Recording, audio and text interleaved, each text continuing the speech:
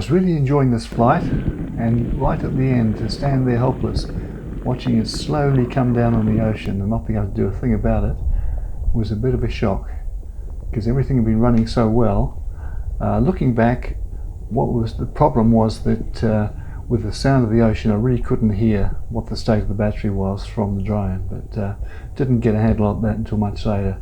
So down it went in the sea. We're standing there on the shore, and because it had a block of foam that protects the GoPro underneath it, that's what made it buoyant. So it was floating upside down, and the tide was going out. So we're watching this thing, and it's gradually moving out to sea. So ripped my gear off and dived into the ocean. So it's just after midwinter, mid-August, and yeah, it was cold.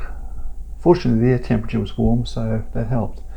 But went out as far as I could, walked out as far as I could, and then went out and then had to swim the last little bit and grab it, as I could see it visibly moving out. Fortunately, there wasn't much in the way of rips where I was. There was a little bit of higher ground sticking out, looking at it from the air. It's the deep bits between it where you can have things move fairly quickly.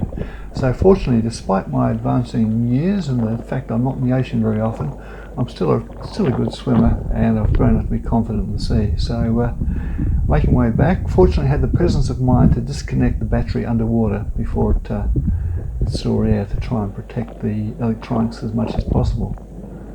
But at this stage I was just keen to get back to land and yeah, and start to get a glimmering of what had gone wrong and what, if anything, could be done about it. It was a beautiful day, not too windy, having a wonderful flight, and then this happens. But that's the excitement of flying. You never quite know what's going to happen and what you're going to come home with. You went up, and then you just went straight down. No.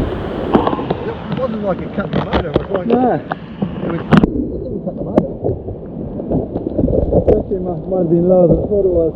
Well, the first bit you really were low. In fact, you would have had a wave on you just about. Spray, you know? Yeah.